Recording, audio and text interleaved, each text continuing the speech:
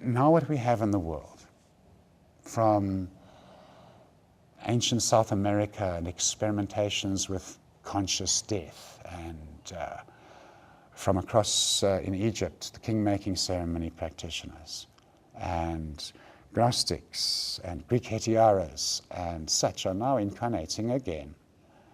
They've had a quiet time the last few lives, hopefully. They've been having few incarnations through the really worst times. The vampires, the witches, they've been treated badly on account of that kind of stuff. And now they incarnate again. And all those that I work with, they have a clear calling to this. Their memories open up quite a bit. They find among those ancient flavors, they know which flavor was their predominant. They mostly got a taste of everything, but they know which was their predominant flavor, which was their predominant work. Sometimes they have, you can say, errors, mistakes, excesses from those times that need to be looked at, but there's all these methods from these ancient sources, and they make a fusion between them of what works, what can we find out of this, what fits the world now. Plenty of things don't anymore, some things do. And their work currently is this, with me really, sort of trying to help a little bit here and there, is creating a new Tantra, creating an absolutely, each of them a fresh lineage from the coals of the old stuff. Yes, little embers have to be blown into flame again. It's very much a sort of phoenix operation. Get going again from the ashes, from the little old traces we find, from the little bits of history that still glow, from the last of the old lineages that are still got a little tiny bit of glow to them, a little bit of life in them, that sort of stuff. And they've been around the world having, they've been everywhere. And I'm sure if there's anywhere still to go, they'll go there and look and find and see what there is. One goes to India and there's a cave that's the guru that, was the guru of this particular shrine, this particular place, has had that, cave sealed up for, I don't know, 30 years, probably longer. And she says, I feel to meditate in that cave. And they say, well, it's been sealed up. I'm a Dakini. Oh, whoop, there we go. Go meditate in the cave. They get that kind of treatment when they find the right places around the world. I'll talk a little bit more of what's come out of that. So we've been trying to evolving this new way of working, this way of relating with Tantra. The first thing is to get really the essence of old Tantra. Now, this word Tantra, I use it in two ways, really. It's come into English. English is always stealing words from other languages and then also changing the meaning of the word quite happily as it goes along. There's nothing wrong in it. It's just the way languages work.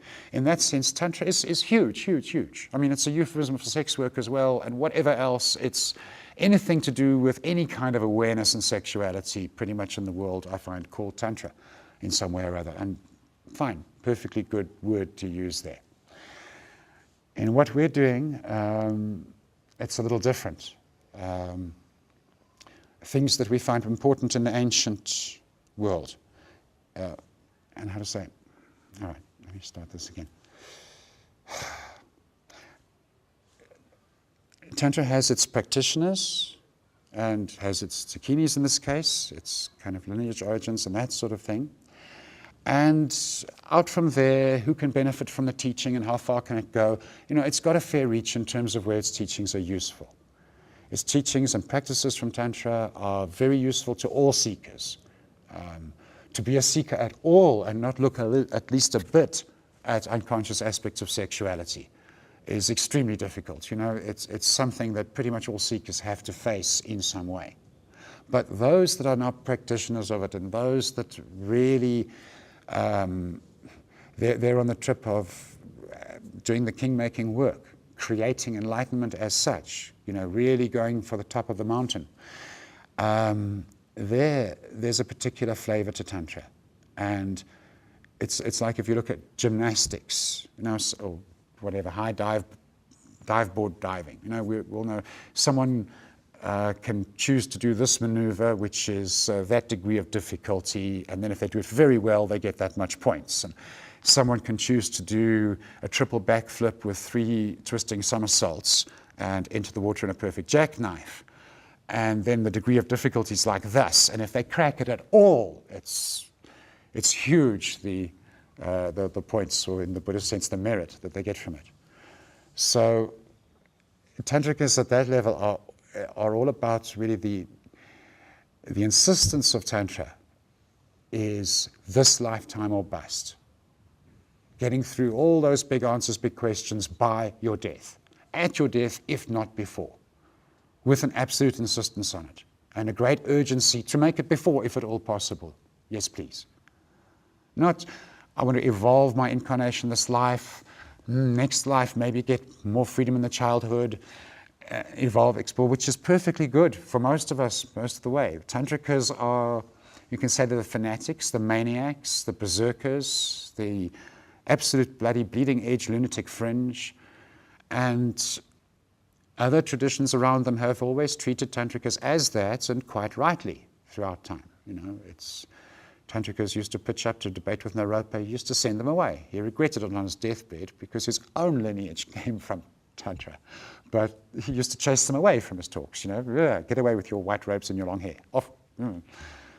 Funny-looking, strange practice people. I'm trying to teach proper monks here. We've got serious work to do. And that attitude of totality, that attitude of extremesis, it kind of isn't for everyone. It isn't for everyone that's working with Tantra. Some people want to engage with some things of Tantra really to become a better lover. And why not? Why not learn to be more, yummy to your lover? I mean, that's perfectly good. It also increases awareness. There's also, levels where that work is useful. But Tantra as such, the way we practice it, what this insistence about, has that attitude of totality to it.